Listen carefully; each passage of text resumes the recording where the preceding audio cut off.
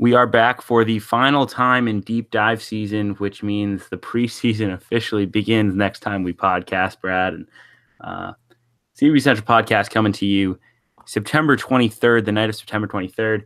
Basketball practice officially begins on the 25th. So if you're John Rothstein, the season begins in 2 days. Personally, it begins in like 45, but I'm not going to complain about more basketball talk. Things starting to come together. Brad, it's good. It's a good time to be a college basketball fan. A lot of recruiting news going on. Soon we'll be getting those practice reports to overreact to, and then games before we know it. Absolutely. I mean, it's always tough because it's, especially on the weekend, it's so like football heavy now. Like I had a thought yesterday I was going to tweet, but then I was like, no one's going to care. It's a college football day. So it's still not quite basketball season just yet, but we're getting there. We're getting to the countdown. I know Providence has a preseason game on the 19th, so that's a big deal in terms of seeing your favorite team play. Oh yeah, I remember last year, like holing up in my dorm room to watch the Siena preseason exhibition against Lemoyne that I paid to watch a feed of, even though it was a D2 exhibition. Turned out it was just paying to suffer because Siena lost that game to a team that was probably better than Siena. Because Pat Beeline was their coach. But that's neither here nor there. It was a good time. It very much got me into the college basketball mood. And other thing getting me in the college basketball mood is all this recruiting news. As you mentioned, football weekends. Football weekends also mean recruiting weekends. A lot of official visits hosted, and obviously subsequent commitments. And we had a busy week. Josiah James, who is the biggest name off the board since we last podcasted. We recorded the night before his decision, and if I recall, we basically said there's no chance he doesn't go to Clemson, right? And of course, he chooses Tennessee. I literally can't even imagine being a Clemson fan, losing Zion to Duke last year, and then Josiah James, who they think they've stolen from Duke this year, to Tennessee, who nobody thought was getting Josiah James. And of course, in the aftermath, you saw all these tweets of the 24/7 calculator, the crystal ball is useless, and Josiah James is a star, and Tennessee just got the steal of the century, et cetera, or like Clemson sucked, like we're fire Brad Brownell. Like you saw takes all across the board from such like a weird like commitment of a guy who a lot of people haven't even seen play because he didn't play on a major circuit. What was your major takeaway, Brad, to such a big get for Rick Barnes? I have a lot of takeaways with this. First of all, in terms of the crystal ball, I saw a lot of people being like crystal ball is useless. So I went back to the last 40 guys who committed and had crystal ball picks, and the crystal ball leader was the school that they committed to in 35 of the 40.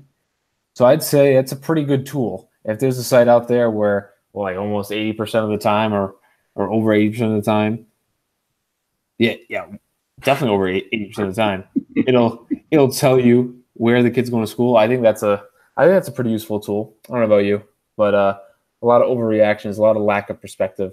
In terms of Josiah James and his fit on Tennessee, I thought out of his 3 finalists, Duke, Tennessee, and Clemson, I thought Tennessee was kind of the weirdest fit because it has the least immediate playing time, and it's probably the second best program of the 3.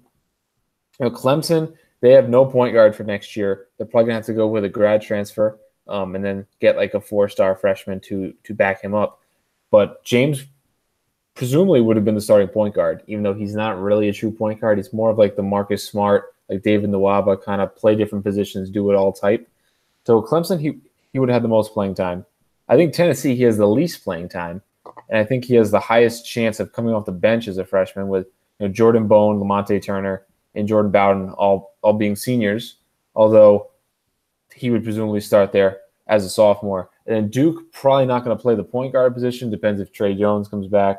Depends who else they round out in their 2019 class. But I think Josiah James would have had a great chance to start at Duke, probably on the wing.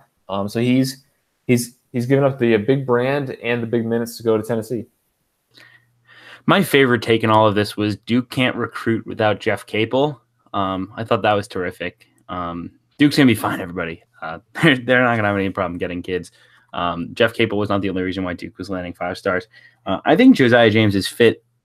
I mean, system-wise at Tennessee is awesome because Rick Barnes' system just emphasizes all that toughness and energy, and James can be that ball handler with all that toughness in that smart mold, as you said. I think that's going to be such a fun fit playing for Rick Barnes. The path to playing time isn't as easy as you said, but as I looked at it more, I really liked the long-term fit, maybe not the short-term typical recruiting path of, oh, where am I going to get the most minutes, where am I going to score most points, where am I going to get to the NBA as quick as possible. But I really can't wait to see him play for Rick Barnes. Yeah, I really like his with all his size. I mean, he can play 1 through 4 in college. I know I watched all of his games on the U18. He played probably 80 to 90% of the time at that small ball 4 spot, a little time at the 3, saw no time at the 1. But he can play 1 through 4 in college, give Tennessee a lot of versatility. Great defensive player, high energy player, can really get after it on the glass as well. So it's a really big pickup for Tennessee as they kind of look to transition or kind of plan to life without their kind of leading guys who are going to be upperclassmen. Yeah, absolutely. And 2 other lead guards also went off the board that were highly recruited, top 50 type prospects in Rocket Watts out of Michigan, popping to Michigan State, and David Johnson popping to Louisville. 2 really important pledges for those 2 programs. I mean, Louisville needed their point of the future. They get theirs in David Johnson and Watts. I know there's a lot of talk about Foster Loyer at Michigan State, but Watts provides a clear succession plan to Cassius Winston should Loyer not live up to the hype. I mean, obviously his recruiting ranking doesn't say he's the Michigan State starting point guard of the future, but a lot of people who've watched him play really like his game. So Watts off the board to Michigan State, Johnson to Louisville. Your reactions? Let's say Michigan State. This was also a little surprising because I think so. Rocket Watts has a better chance to start as a freshman at Michigan State than Josiah James does at Tennessee. But the school that people thought Watts was going to, which was Florida State, I think he could have, easily started there. Like if they have a guy in Trent Forrest to be a senior, you could slide MJ Walker down to that 3 spot, and then Watts would be a nice fit in that backcourt with Trent Forrest. He would also be their definite point guard of the future because they don't have any other point guard for 2019 besides Trent Forrest. Where at Michigan State, you mentioned Foster Loyer, who was a top 100 player. And they'll have Cassius Winston as a senior. Watts is definitely going to play a lot. I mean, he's like a top 30, top 35 recruit. You can move Langford down to the 3, slot Watts in there at the 2. Watts is a big time scorer. That's a very nice fit for that backcourt. And in terms of Louisville, they needed to continue to build this monster class that's going to take them into the Chris Mack era. And it's a class now with David Johnson. They have a top 100 player at point guard through power forward, one at each. And it's a type of class when these guys are upperclassmen. If they're still there, they're going to compete for a national championship. Right. I mean, I think this is about as perfect a class as you can assemble if you're at Louisville and you're Chris Mack with the way you run your program. I mean, when you're a program like Chris Mack, who relies on player development, to have guys who aren't necessarily one-and-done prospects who you're going to have for 2, 3, even maybe 4 years.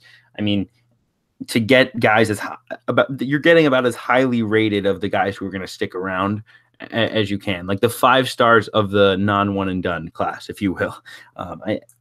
I think Johnson's going to be a really great piece for them. Obviously, Aiden Agihan is the big fish that they want to close this class with. Although they'll still have one more scholarship. I wouldn't be surprised if they maybe held that for a transfer or something like that. But I mean, I just have to love what Chris Mack's doing. It seems like every week he's getting a new man into town. Yeah, and if they get Aiden Agihan, I mean that's the crown jewel on that class. Top 30 guy who can play the 4 and the 5.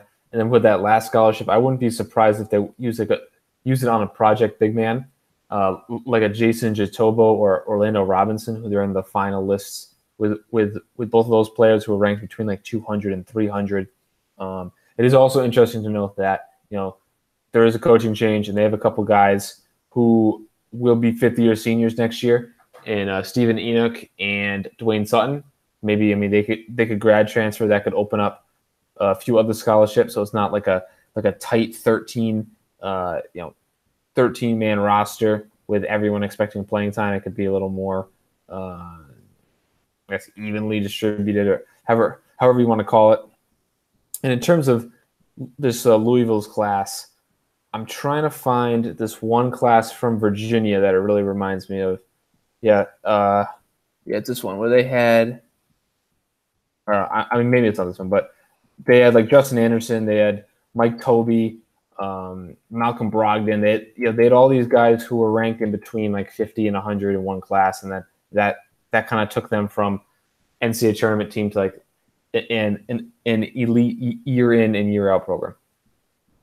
Yeah, I mean, it's what it's all about. I mean, if I'm a coach, I think that's the best class for me. I think there's only 3 or 4 schools that can realistically land a 5-star only class like Duke would or like Kentucky would, a 3 to 4 one and done type players. I mean, the rest of them are just trying to do what Chris Mack did, and he's just been able to get kids on campus and then get decisions immediately, which I think is also a really kind of interesting component of what he's been able to do on this recruiting trip. Christian Coloco, top 75, big, popping to Arizona. Sounds like from what I've seen on him, he's a very raw prospect, but has a lot of upside. Very good size for the position, very long arms. Any big thoughts on this one? I mean, after picking up Nico Mannion earlier, Arizona adding to the 2019 class. Yeah, so it's just a necessary piece in the front court in terms of, I mean, he's probably going to be their third center when he's a freshman behind Chase Jeter and Ira Lee. Chase Jeter would be a fifth-year senior. Maybe he chooses to go to the NBA or test his kind of pro stock depending on how he plays this year. But they really need a big man in there. With Ira Lee will be a junior that year. Jeter will be a senior, and then to finish off that 2019 class, they have one spot left. Maybe a couple could open up with player defections, but in terms of getting like a big recruit, there's really only one spot left in terms of fitting in the playing time and everything. And they're going after a couple big fish, being Josh Green, who's a top 10 player on the wing, and then CJ Walker, who's one of the big risers of the summer. He's now like a top 25 player at that 3-4 spot. I don't think that they get either one. I know a lot of people think that they'll get Josh Green. I think Green's probably more UNC bound, and I've seen a lot of CJ Walker to Oregon traction, which would also make a lot of sense. Yeah, it will certainly be interesting to see what Sean Miller can do to wrap up this class. A few more commitments of the weekend. We had Brandon Newman popping to Purdue, a prototypical 3-and-D prospect staying in state from Valparaiso originally. Matt Painter is really doing a good job with this class. They're signing it up early. Needed a big one here, just like you needed a big one in 2018, losing all those seniors into this season. Yeah, I think Purdue is going to be better than people think for this year. And only losing Ryan Klein and probably Carson Edwards, they should be able to stay afloat next season as well. I'm a big Matt Harms guy. I think he's a lot better than people give him credit for. He's pretty mobile for his size. He's pretty skilled and he blocks shots. But yeah, key to this program moving forward is going to be the development of all these freshmen and sophomores they have. 2019s and 2018s, I should say. You're Brandon Newman, Mason Gillis, Travion Williams, Eric Hunter. And then for that last spot, they're going after Malik Hall, who is a top 50, I think, combo forward with Oklahoma is also involved there as well. Yeah, and a few more just recruiting news we wanted to touch on a little more briefly. Martynas Arnauskas to Gonzaga, a guy from Lithuania who was thought to be going pro, instead going to Gonzaga, and a guy that recruiting experts say might have slotted in the top 50 in this class had he been ranked throughout the process. Yep. So Evan Daniels came out and said he would have had, or he slotted Arnauskas at 42, which would put him as a firm 4-star there. That's a big pickup, especially because Zach Norvell is a guy who's getting a lot of traction after the way he performed, especially toward the end of last season. Maybe he has a breakout year and leaves early. Then they would need Arnauskas to step into the starting lineup right away. But with Norvell back and Kispert back, you can bring him off the bench. You can bring a guy like Anton Watson off the bench, and even maybe a guy like Philip Petruzov off the bench if Killian Tilly stays. Gonzaga's really building a strong program. It's already built, but they're starting to get the recruits to really keep this not only to be like that 30-5 team every year, but a team that's going to make a push to be 38-0, 37-1 every season and make deep postseason runs for their last spot. I think they have space for one kind of big time recruit, and that looks to be at the center position where they're going between. There was one center, I think his name was Pavlovev. He's like a borderline top 100 from Russia, and then Balsa Kuprovica, who's a top 75, 7'2" Serbian center as well. Yeah, and a couple of lead guards off the board, more underrated guys in the 100 to 200 range. Kyle Sturdivant to USC was a guy who had briefly committed to Georgia. I remember he committed to Georgia at like 11 p.m. one night, and I tweeted about it like right before I went to bed. And then I woke up, and shortly thereafter, within an hour of me waking up, he had decommitted. An in-state product that Tom Crean really wanted. Instead, he's off to USC. To me, I don't think it makes a ton of sense, but you need some of those long-term guys in a class with some elite prospects the way that USC's 2019 is building up in terms of some 5-stars who are going to go one and done. So Sturdivant makes some sense there. And then Mika Adams-Woods to Nebraska, played for the City Rocks. One of those guys, he was one of those prospects who was hovering in that high mid-major range with a lot of really good mid-major programs after him. UMass, George Mason. I know East Carolina was in. They're not really a mid-major. Buffalo, UNC Greensboro, Siena cracked the top 8 due to a good relationship with their new staff. And then that one high major offer jumps in, and Adam Wood jumps on it. He's a combo guard who should see some playing time at Nebraska at like a lower high major program. Kind of probably a 4-year type for them as well. Yeah, I think first, in terms of Georgia, missing out on David Johnson to Louisville and then Kyle Sturdivant to Georgia. It's going to be interesting to see where they turn at that lead guard position. They need a guy to play behind Tayshawn Hightower, who will be a junior in the 1920 season when this player would come in to back him up. In terms of USC, they now have 5 top 100 prospects, I believe, or 5 top 125 prospects. Sturdivant being the lowest ranked, but given his commitment, it looks like some of these veterans will not be around for next year. Mainly, I think Derek Thornton is the one that kind of sticks out. They have Elijah Weaver, who a lot of people like, backing him up this year. Once Weaver gets healthy, he's currently injured. And then maybe Weaver starts there as a sophomore and Thornton moves on as a grad transfer. Some of these other front court players too. You have a guy like Isaiah Mobley and J-Ram Brooks, who will be freshmen and sophomores respectively in the 1920 season, both top 100 recruits. And Onyeka Okongwu, who is a top 25 player at the center position too. So USC is absolutely loaded. And then in terms of Nebraska, I think Mika Adams-Woods could have a chance to play a lot as a freshman, probably competing with Amir Harris for that starting point guard role, which if Isaiah Roby leaves for the NBA draft, Nebraska could be very, very bad next year. Yeah, no, they're going to struggle, which is why I think Adams-Woods it made a lot of sense for him to commit to Nebraska. Usually when I watch these like high mid-major prospects get that high major offer, I'm hesitant of suggesting that they go to that big program. Obviously, it's not my decision, but with Adams-Woods, I think he'll get a lot of run right away, and we'll see what he's made of. He was a guy who was pretty solid on the EYBL circuit, didn't blow anyone away, but partially because he was dealing with an injury. But he can play the 1 or the 2. He's got good size, shoots the ball, plays at a really good prep program at New Hampton Prep. And he's also ranked number 9 in the New England Recruiting Report for 2019, which is typically a range for a high major prospect. So certainly a nice little pickup for Tim Miles. I know they were interested in Marquise Jacobs from Chicago, who decommitted from Kansas, but I would assume that's not going anywhere with them taking the Adams-Woods commitment.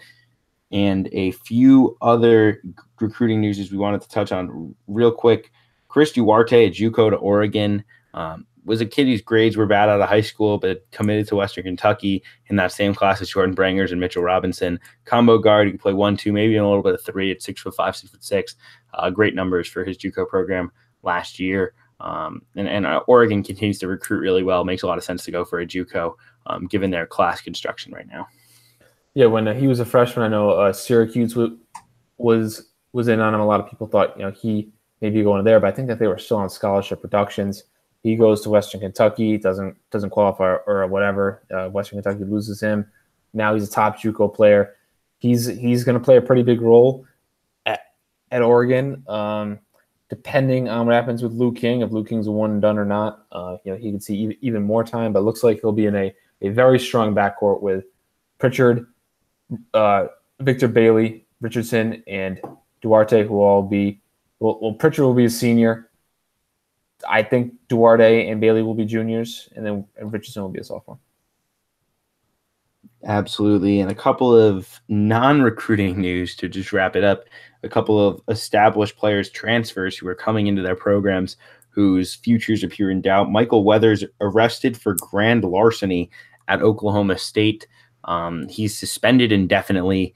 Certainly not a good sign. And then Miles Wilson dismissed from the program at Miami. I saw a couple of cracks of how difficult must it be to get dismissed from Miami. But the former Mount St. Mary's guard, who could really shoot it, showed a lot of potential at 6'5", probably headed to junior college per the people I'm hearing from, likely either South Plains or Indian Hills, the two of the biggest JUCO powers in the nation. So not surprising, but those are the names I'm hearing from Miles Wilson, who sat out all of last season at Miami and now dismissed for not living up to team expectations.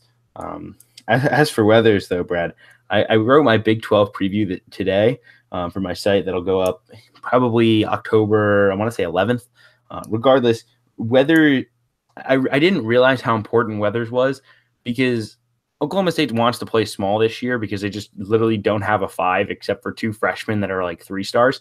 And if they're going to play small, they need to just press like crazy and be aggressive defensively. Weathers is super athletic, had averaged like 3 steals a game as a freshman at Miami of Ohio. He was the perfect point guard for what they were going to try to do, especially defensively. His future in doubt now even further jeopardizes what is a already precarious situation at Oklahoma State for this season. Yeah, the Cowboys just don't look very good. I mean, Weathers put up a lot of big assist numbers in scoring as a freshman, but he had like 4.6 turnovers a game. Yeah. I remember writing about that when I wrote my top 40 transfers.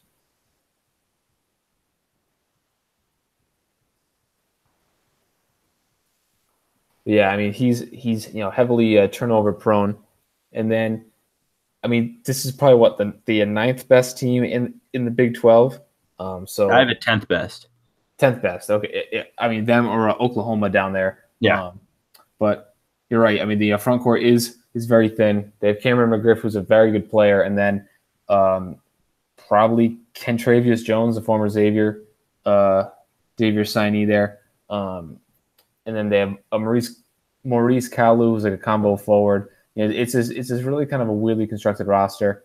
I could easily see them playing 4 guards. I know Isaac LeKelly got a lot of preseason kind of press. He kind of snuck into the top 150 as a recruit. And in terms of Miami is kind of screwed in terms of their perimeter depth. They have Chris Lykes, who a lot of people like. I think that the hype has gotten a little too high on Chris Lykes for the season. But their only other perimeter players are Zach Johnson, the Florida Gulf Coast transfer, Anthony Mack, the Wyoming transfer who didn't play last year, and then Dejan Vasilovic, who's a shooter.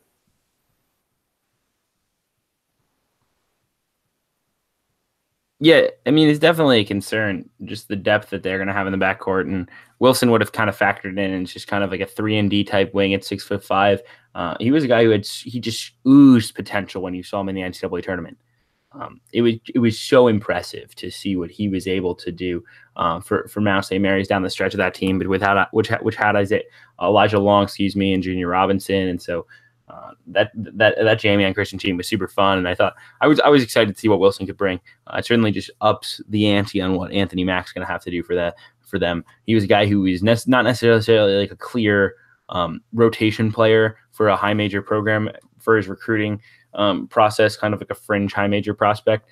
So then coming off of a injury year, how he plays in such a big role is going to be really interesting, and one of, I think, the bigger stories to watch with this team. All right, so are we onto our deep dives? Yeah, absolutely. A lot of recruiting news to get to, but you can finally get into the Marquette Golden Eagles, a team that there are a lot of diverging opinions on going into the season. So Brad, take it away on what happened last year with this club. All right, so Marquette last year, 53rd in KenPom.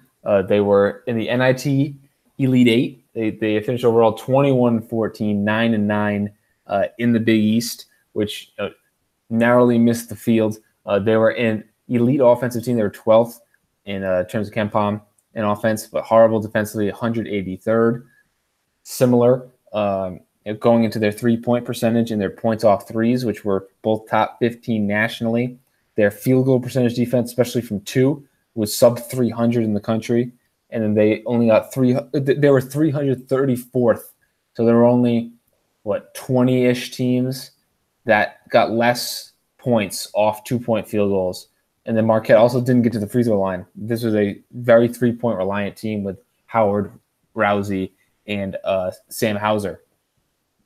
They weren't very experienced. I mean, 313th in terms of experience. That should definitely change this year. This is a very veteran-laden team this year. And then they were 253rd. Bench usage, again, this team looks to be very deep.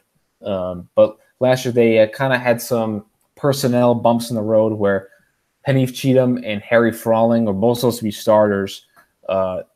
Cheatham definitely was supposed to be their starter at the 3. He didn't live up to kind of the expectations after a strong freshman year. His sophomore year kind of took a step back. Junior year, a few games in, he transfers to Florida Gulf Coast where he got a waiver to play right away for this year. And then Harry Frawling left SMU after a few games, goes to Marquette. A lot of people saying that he's this talented offensive player. He's going to be the starter. He's this great low post presence. He's going to be like the Luke Fisher again. But he also leaves, I think, partway through the season. And the Rousey and Howard backcourt, while it is tremendous offensively, was a defensive disaster. But the Howard Chartouni backcourt this year should be a great fit. That brings me to Kevin's portion of who is coming in. And this recruiting class really is more about the newcomer, the transfer, than the freshman. Although the freshman is a very good one. Just one incoming freshman in the 2018 class. That's Joey Hauser. He actually enrolled early. Number 52 in the composite rankings, a 6'8" combo forward, sort of in the mold of his brother Sam. Sam, I believe, a better shooter. Joey, a little more versatile, a little more athletic. He's a guy who should see some immediate minutes. Actually broke his foot, which causing him to miss his senior year of high school, which is why he enrolled early at Marquette so he could be kind of monitored more by their doctors, which I thought was a really interesting and innovative move by Coach Wojo. And then it's really, though, as I said, about these transfers coming into the program. There's 2 becoming eligible this year, 1 grad transfer, and 1 becoming eligible, 1 grad transfer, and 1 coming in that will sit this season. So there's Joe Chartouni, the grad transfer, who will swap in for Andrew Rousey at point guard. Couldn't find really 2 more different players than Rousey and Joe Chartouni. Chartouni averaged about 13 points a game at Fordham, an excellent defender, aggressive at the point of attack, who thrived in Fordham's kind of pressing system. Not a huge creator or a very good shooter for that matter, but I think he'll pair nicely with Marcus Howard, and that's something I'm going to touch on later because I have a great stat on that one that I really want to get in. Then there's who sat out last year, Ed Morrow, 9 points and 7 rebounds a game at Nebraska. He's a guy who isn't necessarily a 5. He's kind of a small ball 5 who doesn't protect the rim in his best role. But he'll really help a rebounding margin for a Marquette team that was really bad on the glass last season. And then Kobe McEwen from Utah State, who some consider an NBA prospect, is going to be a sit 1, play 2 guy that they picked up over Grand Canyon and a few other high major programs. So Marquette did a really good job with the transfer market, have been pretty quiet on the recruiting trail in terms of 18 commits, though. They also get Brendan Bailey back on his Mormon mission. Yes, good call. Was a top 50 by some scouting services in 2016. He goes on his 2-year mission. He's back this year where he should be a big-time piece coming off the bench who can really score the basketball. Yeah, I mean, there's a lot of really interesting just ways that they've kind of revamped this roster from being just so small positionally, being so bad on the glass, just being basically Rousey and Howard chucking, to, I think, a team that has a chance to be much better. This was a team I wasn't necessarily buying all the hype with, Brad, until I wrote my Big East preview, which was really nice to prep for this deep dive. And I think just watching this team's development, I think they're going to be a lot better this year. Between they're much bigger. I think they're much more versatile. I like Sakar Neem. I think he's a bit underrated. I just to me the biggest thing with Marquette was filtering out what of their problems last season were systematic of Wojo as a coach, and what of them were just personal related. And I think a lot of it was personnel, because one stat that I really wanted to highlight was so this is thanks to hooplens.com. The guys over at 3-Man Weave actually brought this one to my attention. So with Marcus Howard and Andrew Rousey both on the floor together, their defensive points per possession was 1.17, which is terrible. When Rousey was on the floor, but Marcus Howard was off the floor, it was 1.05. And when Howard was on the floor and Rousey was off the floor, it was 0.95, which is actually pretty good. It's certainly not elite, but it's a pretty average to above average defense. So you're going to swap out Rousey, for Joe Chartouni, who's an excellent defensive point guard, very long, very athletic. I think it really changes the way this defense plays. They're going to be bigger on the wings, which will help. They can play a Neem at the 2 when they take Howard off the floor.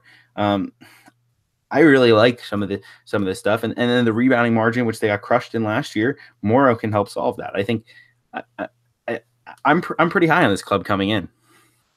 Yeah, I'm very high on Marquette. I've had them consistently second in the Big East since I put my first top 25 out around the championship game. I just love all these. So the pieces don't necessarily still fit great together. The backcourt fits really well. Now I think that there could be a problem with Sakar Anim here at the 3, because if you have a starting lineup of Chartouni, Howard, Anim, Hauser, and then Morrow, then you have 3 guys who can't shoot.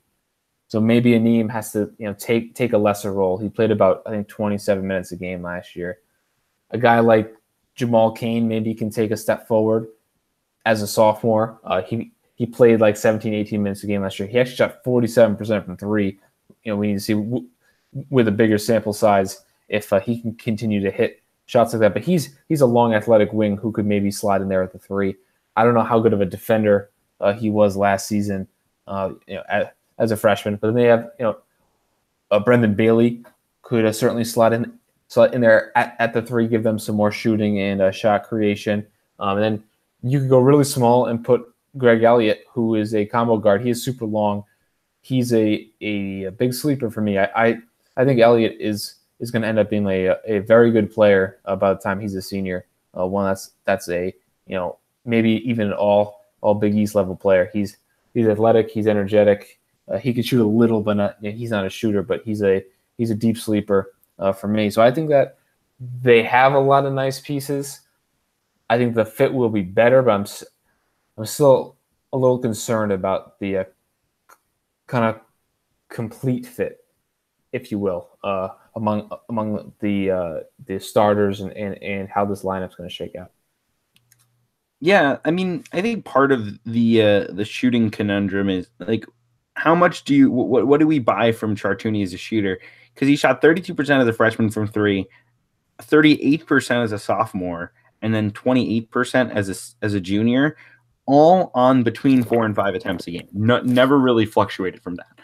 So it's hard for me to believe that he got 6 percentage points better and then 10 percentage points worse, to the point where like I think I'm willing to buy some like 35% shooting on catch and shoot looks, 3-point percentage from Joe Chartouni, which to me is enough for him to be like not classified as a non-shooter. And then you could sort through Hauser or Bailey at the 3 at times. That is the younger Hauser next to Sam.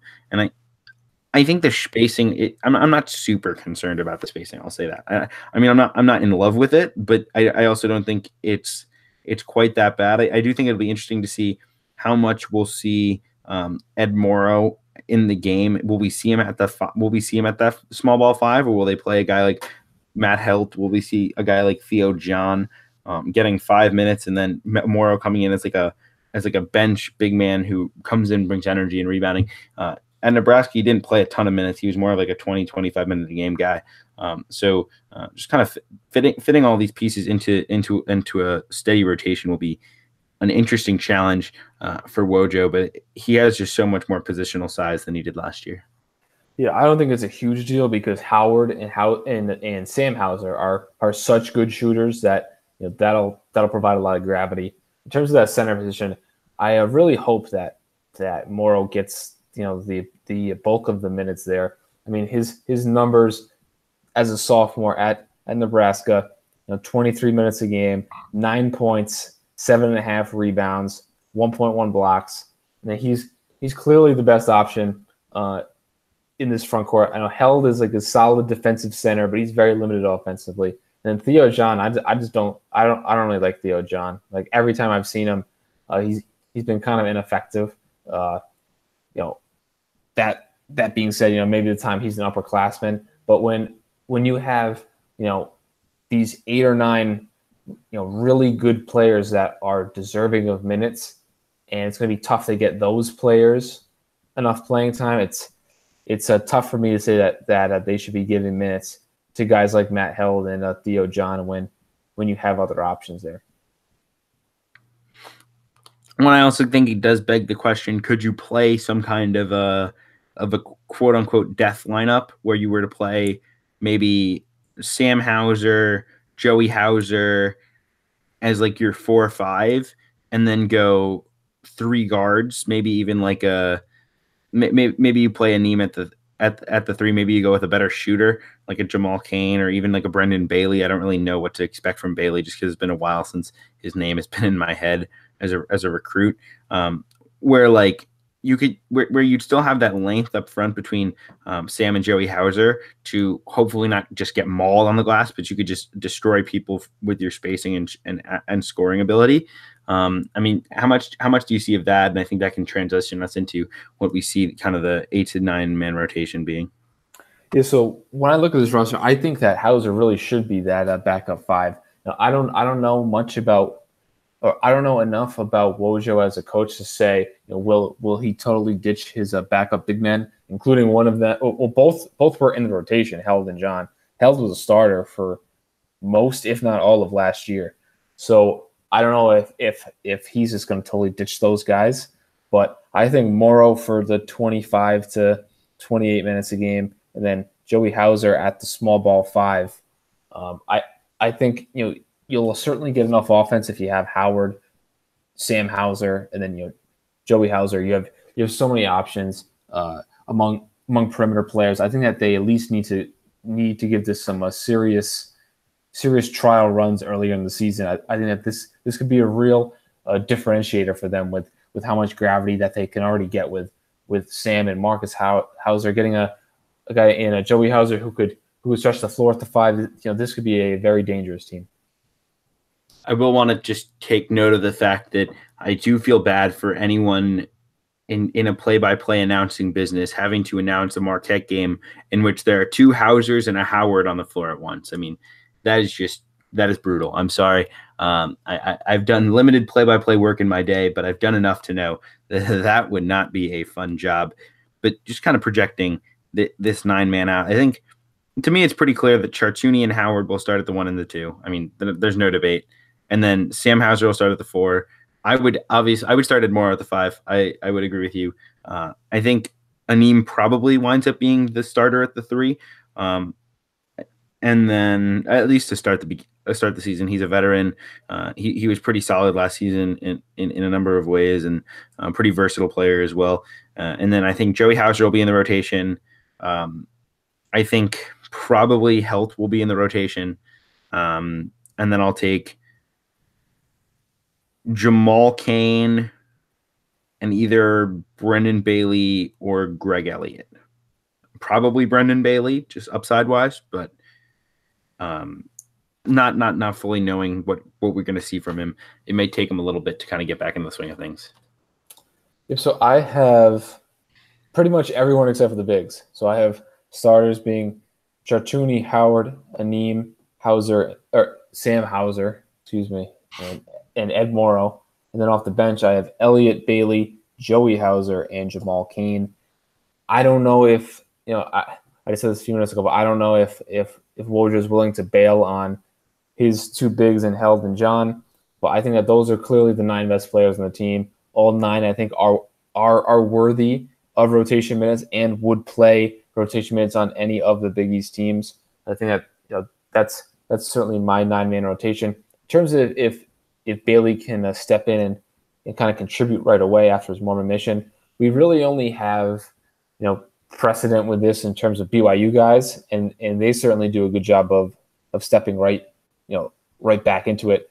Although most of them did play as a freshman and then take their 2 years. Guys like Eric Mika, Tyler Hawes really come to mind as absolutely not missing a beat coming back from their Mormon missions and continuing to be stars.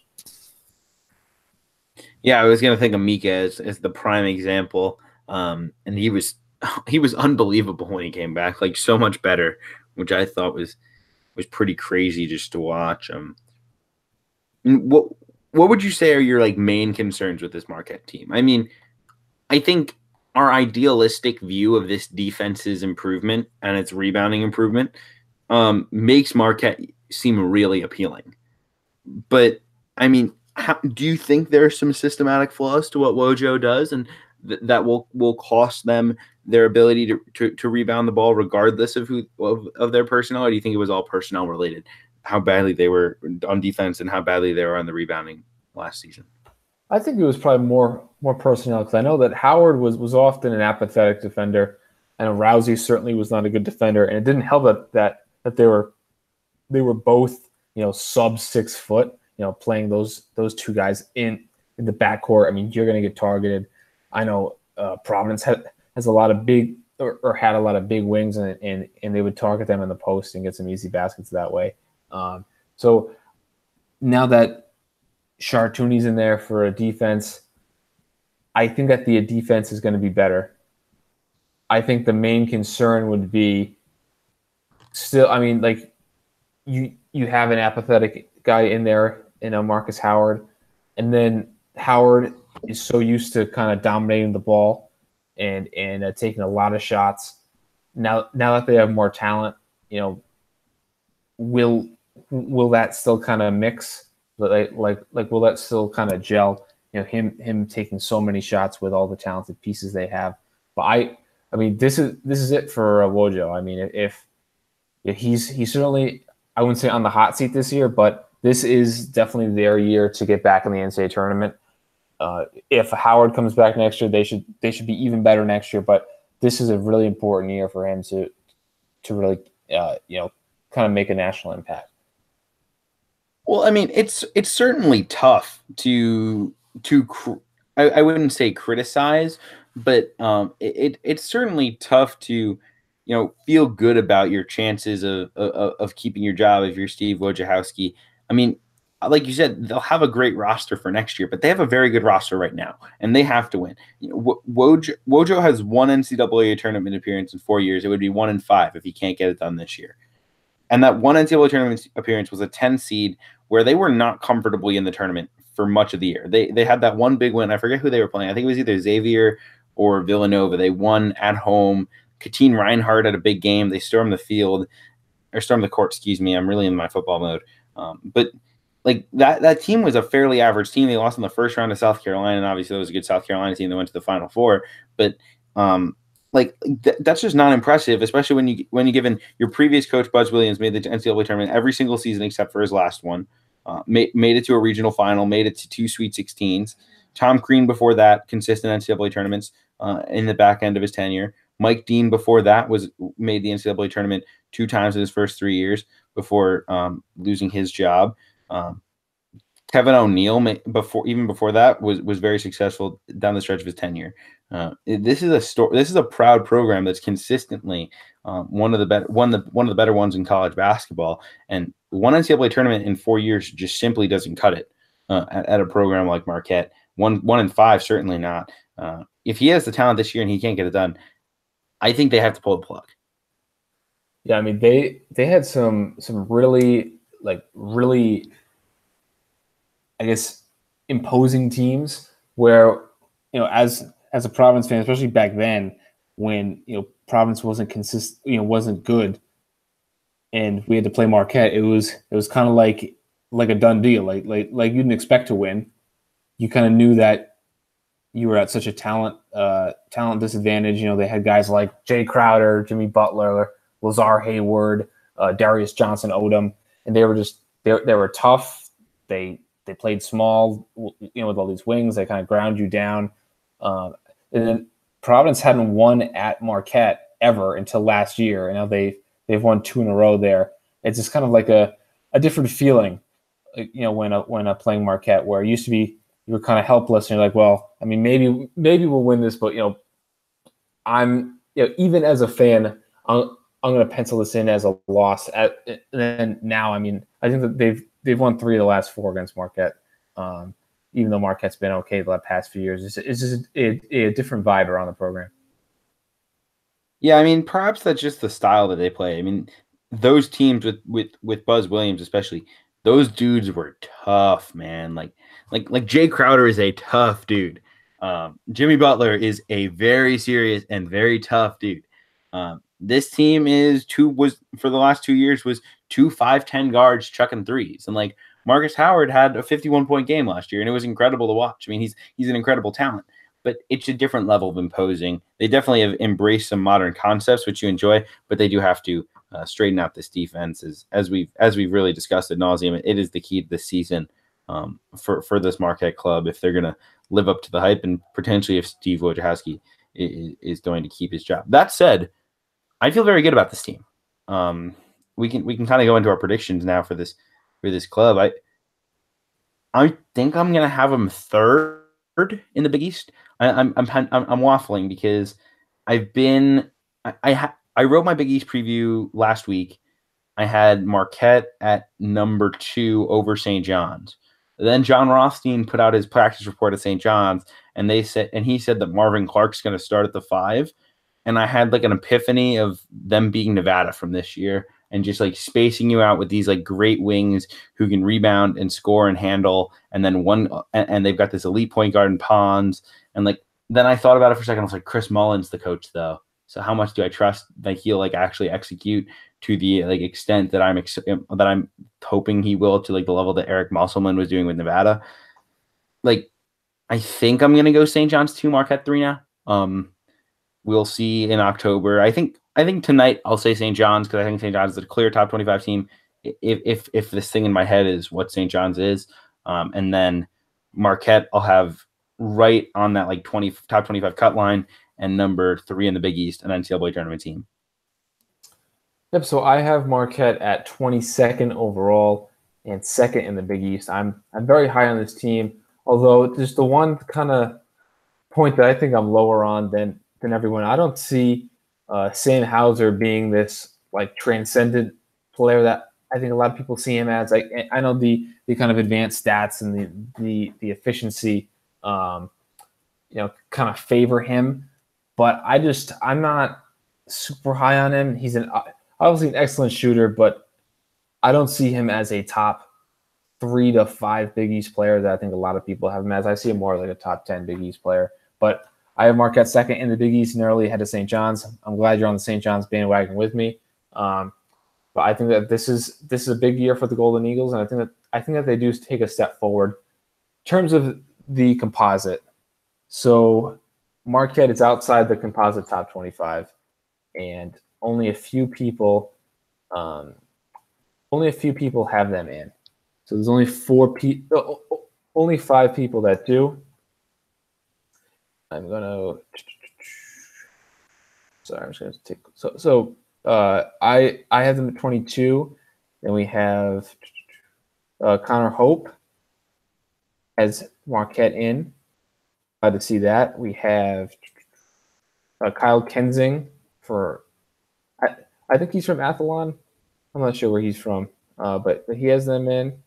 And then SB Nation, and last but not least, Jeff Goodman. So most people have them out. That's 4 out of 23 have them in. And the schedule wise, playing at a new arena, the Fiserv Forum, the new downtown arena in Milwaukee. They open the season with UMBC at home. That'll be a game that'll get hyped up a lot more than it really should be, given UMBC's like probably a 150 to 200 RPI team in the and probably like fourth in the America East. But like whatever. I mean, I'm all for a fun game on opening night for a fan base. I don't think it's a game that any like people should be like jumping to nationally, but that's fine. Then they have Bethune-Cookman, which is actually a pretty good MEAC team. Still, it should be an easy win at home. They go to Indiana for the Gavitt games. Then they come back home. They play Presbyterian, which should be an RPI tanker. Then they have Kansas in the preseason on IT in Brooklyn, and then Louisville or Tennessee. So two marquee matchups, chances, especially if they could somehow win that game against Kansas and then get Tennessee, assuming Tennessee can beat Louisville, like getting a chance to play two huge wins, like clear quadrant ones, like Arizona State level resume boosters from last season if they could do it. But more likely outcome would be Louisville in that second game. Then they'll have Charleston Southern, Mid-Pac Big South Club, Kansas State, top 25 team, UTEP, middle of the pack Conference USA club.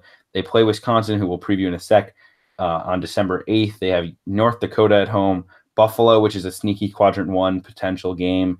Then they have Southern University to close the non-conference slate just after Christmas. So this is a pretty good slate. I think there's a couple RPI tankers, but Indiana has a very good chance to be a quadrant. It's a guaranteed quadrant one game, get playing on the road.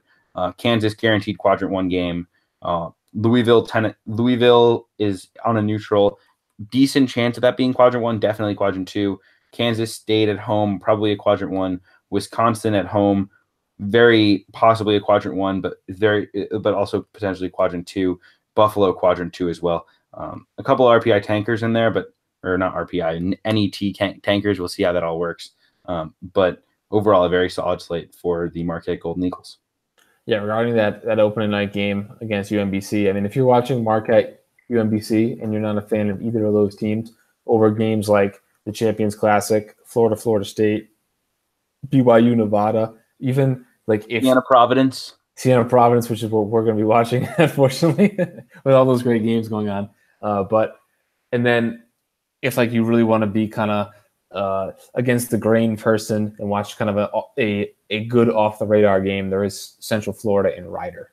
But that is a great under the radar game. Like for people who haven't watched Rider, that team is really good. Like go watch Rider, folks. They're going to be real. Does that wrap us up on Marquette now that I've had my little Rider rant for the day? Absolutely. So moving on to Wisconsin, I will give the synopsis before Kevin dives in to the new players. So they were 70th in KenPom last year, which is higher than I would have thought. They were 15-18, 7-11 in the Big Ten. You know, they were hampered with injuries, especially with the two key players, Dimitri Trice, who was one of their starting guards and was a rotation player the year before, and then Kobe King, who was a top, I think, 100, 125 freshman, who a lot of people are very high on for his redshirt freshman season this year. They were heavily overrated in the preseason. A lot of people putting them in the top 25. Now, with Trice and King, they're definitely better than this 15-18 mark, but they were never going to be anywhere close to top 25. You had people, you know, with the logic, they're always good, so you have to put them in there. That's absolute nonsense to me. Same logic that went with Iowa State being in top 25s last year. Absolute nonsense. But this year, I think that they will be a lot better this year and would even be a reasonable pick for a top 25, although I don't think there are many. They obviously play their Wisconsin brand of basketball, very slow, 347th in tempo, play a lot through Ethan Happ at the center position. And everyone of note is back. The only loss is Andy Van Vliet, who I believe is a grad transfer for William & Mary, unless he's a sit one, play one, but I believe he's a grad transfer. Last year, 271st in bench minutes, 328th in experience after losing guys like Nigel Hayes, Zach Showalter, Bronson Koenig.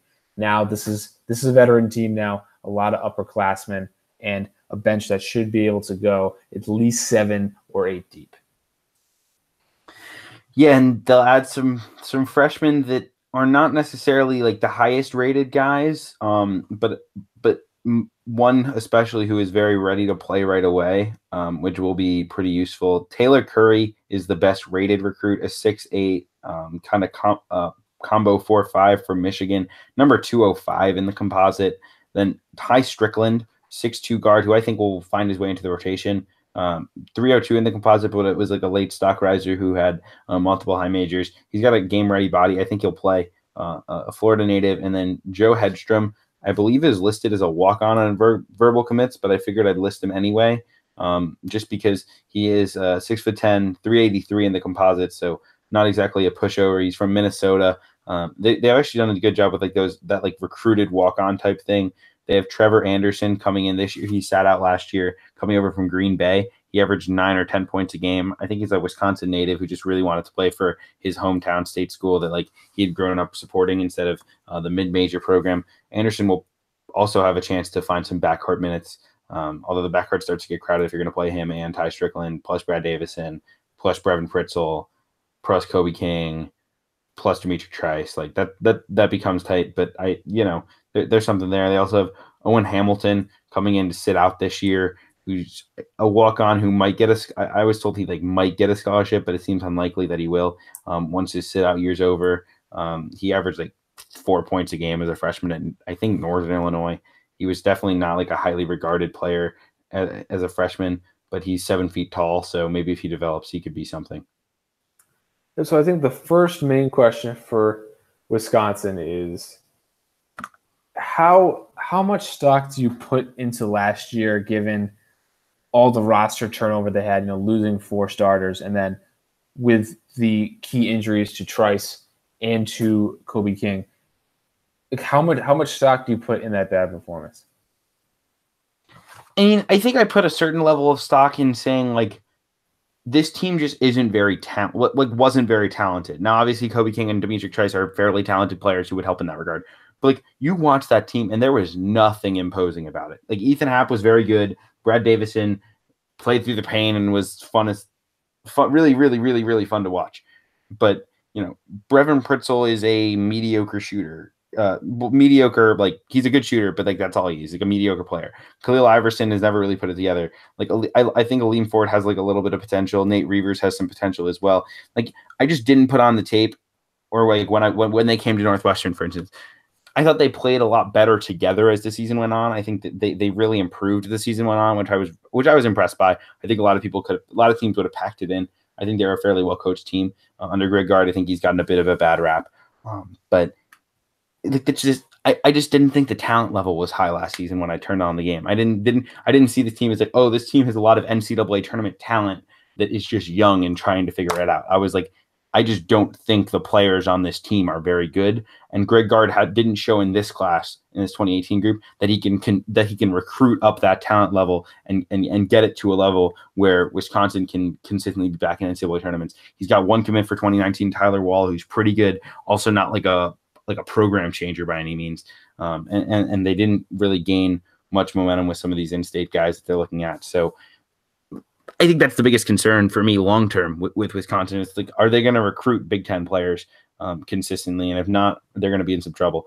I'm really kind of interested to see other people's opinions, because I've seen some people who are Wisconsin's a clear top 25 team, which to me I don't buy. I've seen people who say Wisconsin is definitely not an NCAA tournament team because they went 15-18 last year and just run it back. That I don't necessarily buy either. I think the truth, as is usually, somewhere in the middle. It's just a really interesting team to break down. Yeah, so I think Wisconsin has always been a team that's really thrived off the veterans, but they were kind of, I guess, caught off guard in a sense, where some of the whenever you kind of play that way and you recruit to that, when guys don't pan out and you're not necessarily bringing in high recruits, it could really affect you. I mean, they had guys. I know Andy Van Vliet had a lot of hype. He pretty much did nothing during his time at Wisconsin. Alex Ilikanen was a top 100 recruit who pretty much has done nothing and will be a senior this year, is probably out of the rotation. Charlie Thomas was a guy who's been in and out of the rotation, but he's just kind of a whatever, probably not a Big Ten caliber player, even as an upperclassman. So when you have those scholarships tied up, and then you have a bunch of young players that you're relying on, couple injuries hit, and then before you know it, you're towards the bottom of the Big Ten. I do think that they'll be better this year, just because they're a more veteran team now. Guys like Brad Davison and Nathan Roivers were able to actually play, and Aleem Ford as well as a freshman last year. Maybe they could take another jump here as sophomores. And I think that they have 8 or 9 guys that you can do a lot of different things lineup-wise. I think that you can mix and match pretty interestingly. Well, it's like, I think a lot of just, me evaluating Wisconsin is like, what does Demetric Trice do to this team? I think Demetric Trice is the key to this team. Just Brad Davison playing point guard last season just was not sustainable. I mean, he really wasn't even the point guard. Like, Ethan Happ was basically the point guard for this team. It was like Brad Davison will bring up the ball, and then just find Ethan Happ, and then and Happ's going to find guys. And Davison was also a decent passer. They could pass out of the post a little bit to Pritzel to hit threes. But like that's kind of just how they created some offense. And I mean, you're obviously going to play through Happ because he's such a good passer. It's such a weapon down in the post. And I think just having enough talent where letting Ethan Happ play in the post and near the foul line and not forcing him to do so much more will help his game, because he'd be pulled away to the basket to distribute, but then like not be a shooting threat, and it would just kind of mess up the spacing. And so Ethan Happ, like just getting Ethan Happ back into his natural position, letting Demetric Trice, who can really score the ball, solid passer, play in that double combo guard role with him and Brad Davison, should help their team's ball control.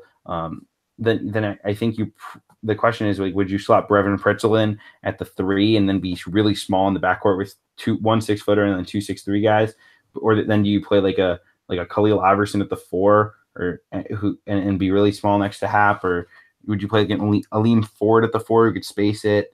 Reavers could play the 4. Like, I don't really know how they'll do the rotations. I feel like they're missing that like true 3 who can score the ball, put the ball on the deck. They have like Pritzel, who's like a shooter, Ford, who's really, I think, as best as a stretch 4. He didn't handle the ball very well. Iverson can't shoot it. Like I think that's a pretty big hole on this roster. Maybe Kobe King's that guy, but he's still small at 6'4". But I think it'll help there. I think they're better, like, significantly better by getting Demetric Trice back. I think they're better because of what they had to go through last season by not having the guys there. Like, I think Brad Davison became a better player by just grinding and playing some point guard. I think Brevin Pritzel became a better player just by having to do stuff. I think trial by fire can really help guys. And so I'm still just like, I still really don't know how they're going to come out and look. Like, it's so weird because they're running it back. And you'd think, like, when a team runs it back, you're just going to be really confident in what they're going to be able to do. But at the same time, like, I have no idea if this team's going to come out and be like, this team still has no talent, it's going to go 18-15, or this team has enough and they're well coached and they can go 22-10 and be a 6-7 seed in the NCAA tournament.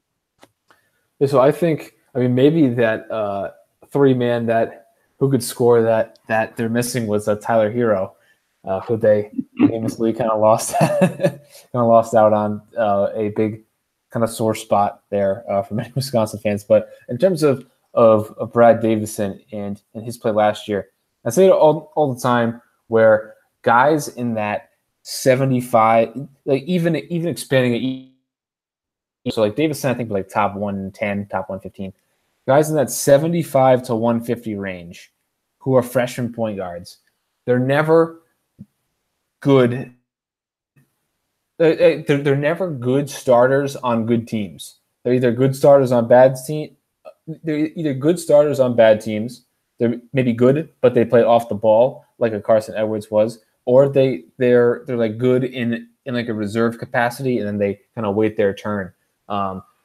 That's kind of the main thing that I looked up, that I kind of use as a retort when people start hyping, player X coming to their school who they think is going to be a starting point guard, and this kind of transcendent starting point guard as a freshman who were ranked in that range. Guys like Jordan McCabe, guys like James Akinjo and Mac McClung. Or it's like, maybe they will. Maybe they will be good enough But the numbers, the odds are that they're either going to be like a Brad Davison or a Trent Frazier and be like very good point guards, very good guards on bad teams, or they're going to have to kind of wait their turn like most of the guys in that range. And in terms of kind of what they're going to do in terms of roster, I do think that getting Ethan Happ back in the post and being able to play through him in the post without having as much responsibility will be a big thing for this offense. Having these two ball handlers together in the backcourt with Trice and is going to be huge. And then if you want to give Happ even more spacing, you could play guys like Roivers and Ford at that 4 spot who can space the floor, and then you have Pritzel and King also rounding out that rotation who can both shoot it. And then in terms of people may Wisconsin's just running it back, but I don't think they are because Trice and King, while they did play in 9 or 10 games each, that's only 1/3 of the season. It's pretty much a lost season for those guys. So getting everybody healthy and then having 3 freshmen who played prominent minutes become sophomores, I think that's a big enough jump. So what would you project as like that clear 9 to 8 to 10 man rotation? I'm gonna go Trice at point guard, Davison at the 2, kind of sharing ball handling duties. I think I'd probably go Iverson at the 3, Ford at the 4, where Ford is a spacer. Iverson can guard some 4s defensively because he's more physical, but he can kind of be a switchable defender because he's so athletic. And then Happ obviously at the 5, and then Brevin Pritzel will be the shooter off the bench. Nate Reavers can play either the 4 or the 5 off the bench, and then I think Kobe King will be in the rotation, and then either Trevor Anderson or Ty Strickland gets rotation minutes, with perhaps Taylor Curry getting some big man time as well. Either him, Thomas, or Illy Kanan finding those scrap big man minutes if they need it. I pretty much have the same in terms of players. I have Trice Davison. I'm going with Pritzel for opening day, but I think that King will take that from him before season's end. And then Iverson at the 4, Happ at the 5. Then you have Roivers, King, and Ford, I think, are locks. And then for that 9th spot, I could see them going, any of the remaining 5 could get that last 4 spot, whether, Roivers plays more 4 or if they're comfortable with him being that backup 5, then that eliminates Ilakanen and Thomas. I think I'll go with Trevor Anderson for that 9th spot, playing that backup point guard, even though, Trice and Davison could be the sole point guard when the others are off the floor. But I'll go with the Trevor Anderson there for that last spot. Anderson was a legit player at Green Bay. I think if Wisconsin had a scholarship, he could have been a scholarship player. But he's in state, so you can fit it in as an in-state player, not a big cost to Anderson to play, pay his own way. But he averaged 10 points, 3 rebounds, 2.5 assists a game as a freshman at Green Bay. Now Green Bay was pretty bad that season, but still those are very solid numbers. He shot 40% from the field, 38% from 3. I think that's useful. But he's a useful combo guard in the rotation. I think he's going to be very good for Wisconsin. Be a nice little pick me up piece off the bench. If he plays very hard, I think he'll endear himself pretty well to this Wisconsin fan base that really loves those guys who can play hard. I'm still just really torn as to believe in the talent or not, because they played better down the stretch once they realized how they had to play to win, which is we're just going to grind it out and beat you, and just be super tough. And Ethan Happ's gonna carry us, and Brad Davison's going to try to hit enough jump shots. And now that they have a little bit more, is that enough to make a significant jump that they need to make? Although I don't think the jump is as significant as 15 and 18 to NCAA tournament, because by the end of the season they weren't a 15 and 18 team. That team was probably an NIT level team by the end of the season. When they came to Northwestern, I thought they looked pretty good. That Michigan game, that Maryland game, they looked pretty good. In the conference tournament, they were pretty solid against, I think it was Michigan State. I'm trying to remember who they played in that game. Yeah, it was definitely Michigan State that they almost had that game. But I thought they were pretty. I thought that they really got better as the season went on. That was my biggest takeaway from that season. Other than that, I really love both guys in college basketball who came out of Maple Grove High School in Minnesota, both Brad Davison and Tywan Pickford at Northern Iowa. Imagine guarding that in high school. And like in Minnesota high school basketball, Brad Davison just crossing you over and getting buckets. Tywan Pickford, who's like a 6'4" four-man at Northern Iowa, who averaged like 10 rebounds a game as a freshman.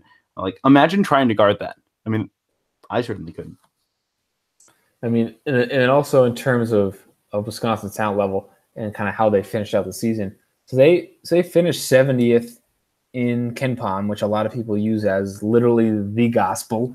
I always like to use it as a tool, but that's one spot higher than where Indiana finished, right? That's only 4 spots behind where LSU finished, only 3 spots behind where Buffalo finished, only 2 spots behind where St. Bonaventure finished. And then they were ahead of Oregon, ahead of St. John's. See who else? Temple is a team that could surprise people. Both Georgetown and Vanderbilt were in the 90s, while Wisconsin was in the 70s. So this team certainly wasn't as bad as people made it out to be. Washington was 98th, a team that a lot of people have in the top 25. I think we both kind of took out of ours after doing the deep dive on them. But so this Wisconsin team, maybe their style is, kind of favors the metrics, but they certainly weren't as bad as it looked. Yeah, I would agree. I mean, there was a couple games there where I turned on Wisconsin. I was like, man, this is ugly. Like, this is not Wisconsin basketball.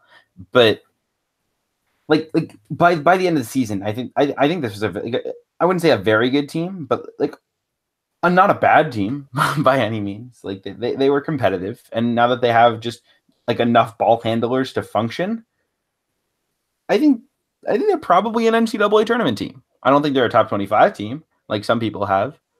I don't know what the composite says, but I've seen a fair number of Wisconsin top 25 hype.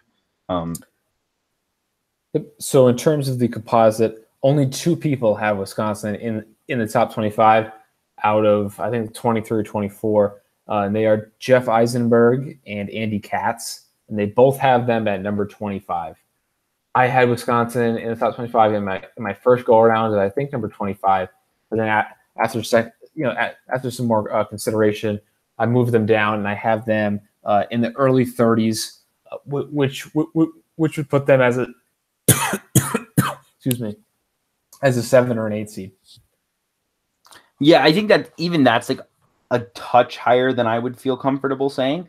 But I mean, in terms of then the Big Ten, so I actually have Michigan 1, Michigan State 2, Indiana 3, Purdue 4, Ohio State 5. I know we podcasted on Ohio State, and I pretty much just said like I'm a Chris Holtmann lover, and I'm just going to see what happens. Then I have Wisconsin 6, Nebraska 7. That 5, 6, 7 range was pretty tight. But I have Wisconsin at 6, which would put them in the NCAA tournament. I think probably like back end of the 30s in terms of ranking teams nationally.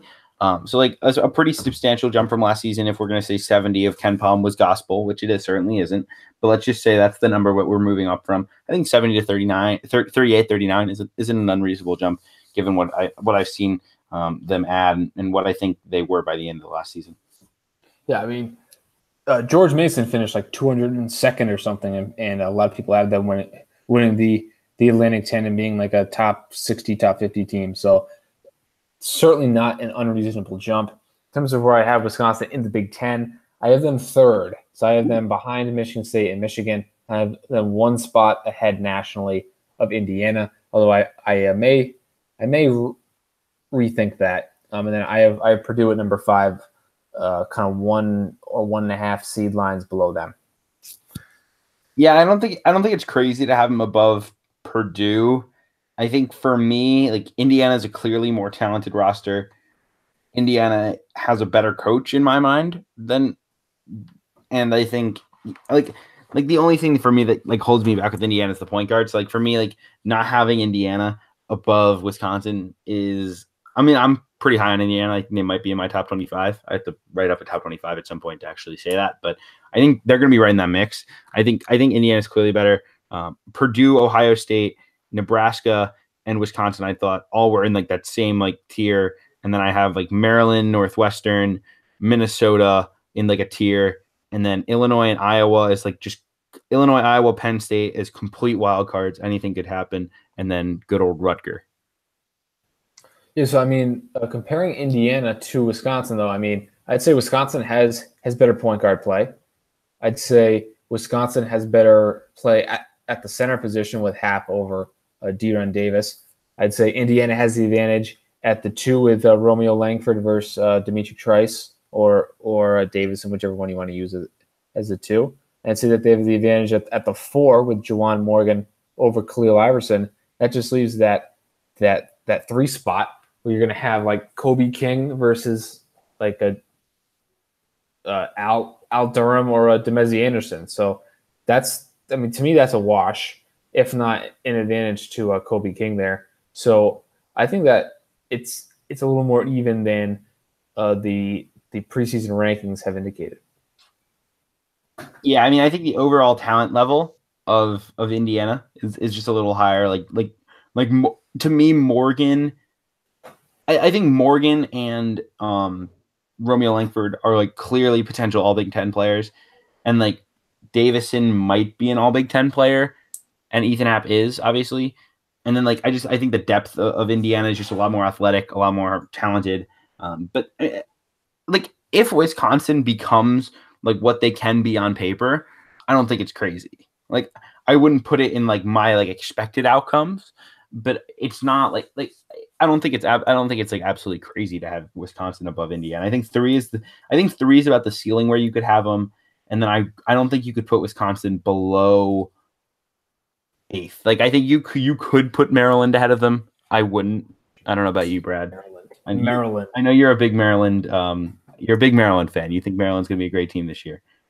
Yeah, here are the teams just off the top of my head that I just can't see it, and that's Maryland, Louisville. Yep. Miami. I'm trying to think who else. Davidson a little less. So I don't think Davidson's very good, but most people have them like borderline top 50. But those are the big ones. That's off Texas the top of my Tech, head. but that's mostly just Texas Tech fans being annoying, not like. Yeah, I have Texas Tech in like the 30s. Anyone who's like seeing it with Louisville is just being like, I love Chris Mack and it's going to work out, which I kind of guess was what I'm doing with Chris Holtman at Ohio State. But like we have proof that Chris Holtman did it at Ohio State last year with many of these same players. So like, no, I think Ohio State's roster is definitely better than Louisville's. I mean, just look at Ohio State's point guard play. Look at their center play with Caleb Wesson. They have a proven wing scorer in Keyshawn Woods, and Louisville's all potential with guys that were former top 25 recruits. But Jordan Nwora is going to be like the next coming of LeBron James. Haven't you seen it? Like he's as good, if not better, as Trayvon Blewett per Louisville fans. So, I mean, that has to be gospel, right? I guess so. 36 points in a FIBA Africa game. What more could you want? Stephen Enoch was like dominant, right? For a FIBA. I remember UConn fans were saying he was gonna, really break through, and obviously that never happened. But he's off to Louisville, where he's gotten a lot more hype as well. So we'll see if he can follow through on his second potential breakout campaign. Yeah, there's a lot of questions to be answered there. A lot fewer questions to be answered at Wisconsin, though very many. Wrapping it up on them, as we said, you have this Wisconsin team clearly in the NCAA tournament. I have a little closer to the bubble. Both of us in the top half of the Big Ten. You have them in top 4. I have them at number 6. Both NCAA tournament teams that, as we said, pulling up the schedule as we speak. Just to have a quick comment on that going into the season. They'll open the season with Coppin State at home. That's a clear win. Then they go to Xavier. I think that's probably a loss. But that's at Xavier's clear quadrant 1 game. Houston Baptist should be a win. Then they go to the Bahamas for, I believe, Battle for Atlantis. And they play Stanford to open it up. That'll be a really interesting game. Not on a neutral floor, maybe a quadrant 1, definitely a quadrant 2. Then either Florida or Oklahoma. and then the final grouping of that event, one of those four they'll play is Butler, Dayton, Middle Tennessee, and Virginia. Then they have NC State in the Big Ten ACC Challenge at home. That's probably a quadrant one game. Then they have their 2 Big Ten weekend of at Iowa versus Rutgers in early December. Then they go to Marquette in that rivalry game. Savannah State, Grambling State, so 2 kind of horrible teams. Although Savannah State shoots a lot of threes, so that could be fun. And then they go to Western Kentucky in a game that I think Western Kentucky should be favored at home. I think like pretty clearly should be favored in that game. But that would be that's very likely a quadrant one game. So a solid slate between the exempt event going to Xavier, having NC State at home, and then at Marquette, as well as the at Western Kentucky game. So a lot of like really low level bye games, but the high level games are very high. In terms of recruiting, you mentioned the guys Tyler Wall and Owen Hamilton, who will be kind of stepping forward for next year. But just looking at their roster, they could use a kind of a top level kind of big man. I know that they were in early on Zeke Njai, right? But it looks like he might be Kentucky bound, just picking up that Kentucky offer pretty recently. And then they could use like another 4, I guess. I mean, they have Taylor Curry there, who'll be a sophomore, but they could use like a guy who could play the 4 and the 5 as well. Not really sure who are their realistic targets at this point. Yeah, they're not really getting any traction with the elite guys that they offered. Robbie Barron, they missed the cut list on. Malik Hall, EJ Liddell, they missed the cut list on. As you mentioned, Najee. They were involved with a guy named Noble Days, who's an in-state guy. 3 crystal ball picks to Cornell for a guy who's number 300 in the composite and has in-state interest. That's pretty interesting. That wasn't a guy I have a ton of information on. And they're at least watching a bunch of guys in that like 150 to 250 range. So recruiting continues to be, I would say, subpar. They're also interested in an unranked prospect whose name will ring a bell to Big Ten fans, Kai Bates Diop, presumably the brother of Keita. So that would be interesting, but we'll see what happens there with this Wisconsin program. I think that's the thing, just wrapping him up as we look at Greg Gard. I don't think he's in any danger of losing his job, although if they were to go under 500 this year, things would be certainly get interesting. But he's not recruiting at a Big Ten level yet, and that's going to have to change if they're going to consistently win in the Big Ten, which is what Wisconsin fans are going to expect. I mean, it's tough, right? Because if they don't make it, if they don't make the NCAA tournament this year, they're probably not making it next year without Ethan Happ there. But he's already made 2 Sweet 16s, so it's hard to fire a guy that's 2 years off a Sweet 16. With Bo Ryan's players, though. I mean, he was their lead assistant for like 7 years, right? Yeah, but why has he not been able to transition that from with Bo Ryan and going to the Final Four with Frank Kaminsky and Sam Decker, and then getting guys like Nigel Hayes, Bronson Koenig, etc., to being a head coach where we're looking at 2 classes in a row where it's unlikely he signs a top 150 recruit. Like, that can't happen if you're going to win at Wisconsin. And he's not going to sign a top 150 recruit this year. He didn't sign one last year, unless Tyler Wall spikes into the top 150. He's 175 right now. He's got to go get some guys who can play. Maybe he has to go get a transfer or 2. I know it's not Wisconsin basketball, but you got to find a way to get some talent in this program, because once you lose Happ, I mean, Demetric Trice, Brad Davison is in an NCAA tournament core. No. Yeah, definitely. I mean, this is a very, very important year for the trajectory of the program, where if they don't make it this year, that'll be 2 in a row. It's probably not enough to fire him, although Wisconsin fans would definitely want him to be fired. I would think, given I think I saw people that wanted him fired after this past season. I think that Wisconsin's going to get back in, and Gard will continue on as Wisconsin head coach. Here's a little philosophical question to kind of end this with. If you're a Wisconsin fan, would you rather Greg Gard kind of sneak into the NCAA tournament get this like get a sense of real like security in the program and have 3 more years of recruiting that could set you back really 5 years because it'd take 2 more years for any new coach to get those players? Or would you rather kind of bottom out again, go 15-18, have Greg Gard get fired? Like, I mean, it sounds very doom and gloom for a guy who's like I think a very like good basketball coach, like a very solid tactical basketball coach, a solid recruiter, just isn't recruiting at a Wisconsin level right now. Like, is there a certain like point where it's like, if you're not going to be good once Ethan Happ leaves, would it be better for them to be bad once Ethan Happ's there so they can get a new coach who can be that guy? Well, now I'm someone that always leans on the side of you always want to make the NCAA tournament, even if it's just a first round exit. Now, if they all right, let's say that they make the NCAA tournament this year, but it still doesn't pick up recruiting, where maybe Wisconsin was being negatively recruited with coaches saying, Gard only won with Bo Ryan's players, don't go play for him. And even though that they made 2 Sweet 16s, that's maybe that's why their recruiting fell off or something.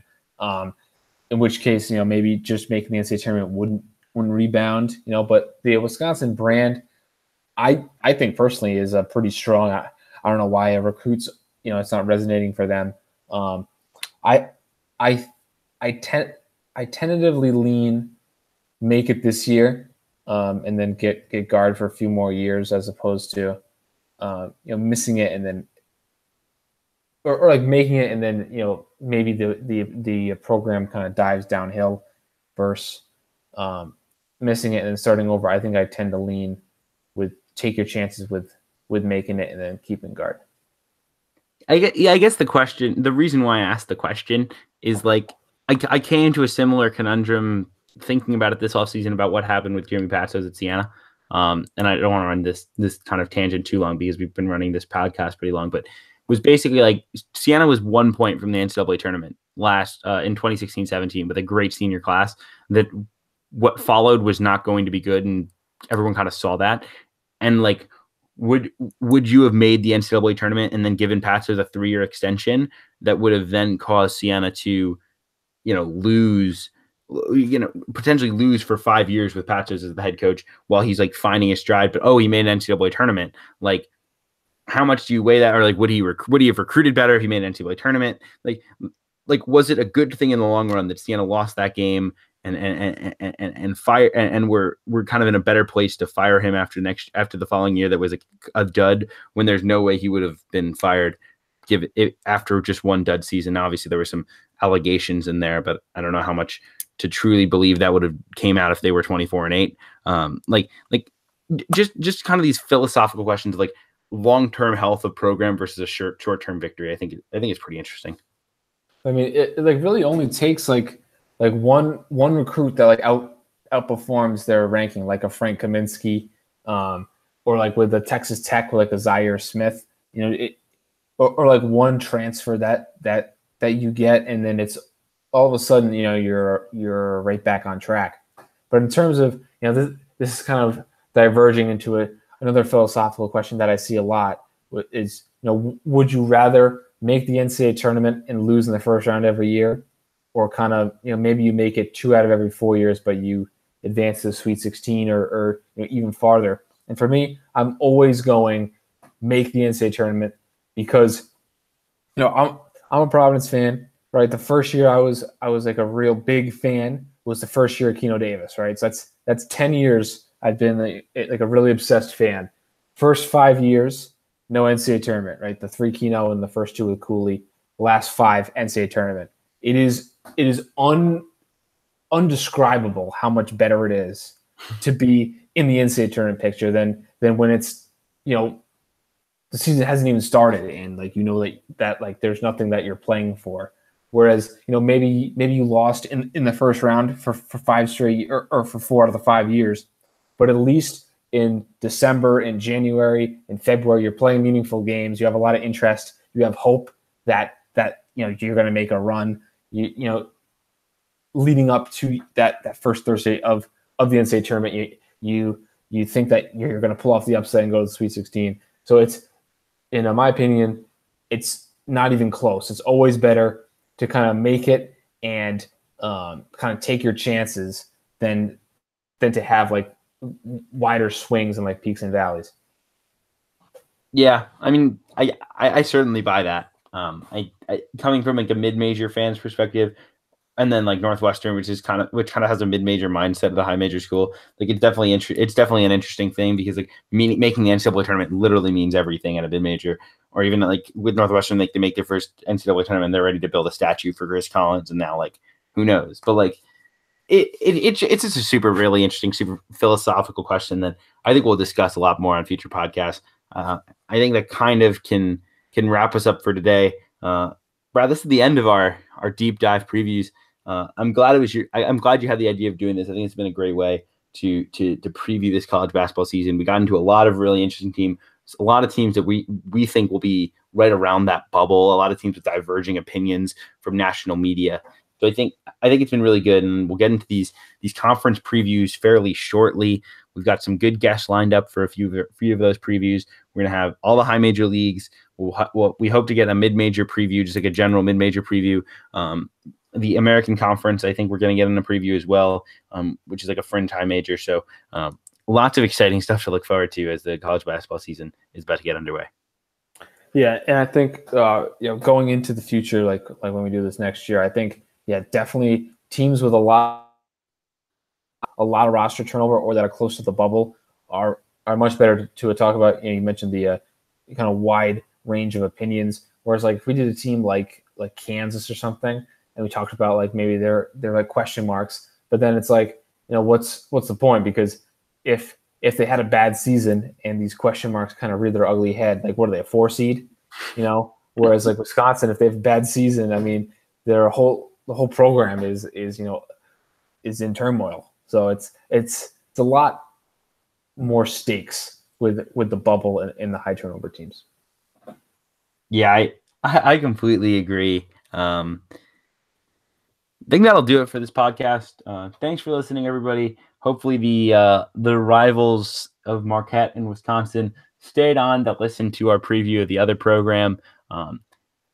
We appreciate it. Please smash us those 5 stars on the Apple Podcast app. Give us a nice review if you enjoyed our work. I felt like I was a little off my game today, so 4 stars is acceptable for me. Don't dock Brad for his work. Appreciate all y'all listening. Hope you have a great night, everybody.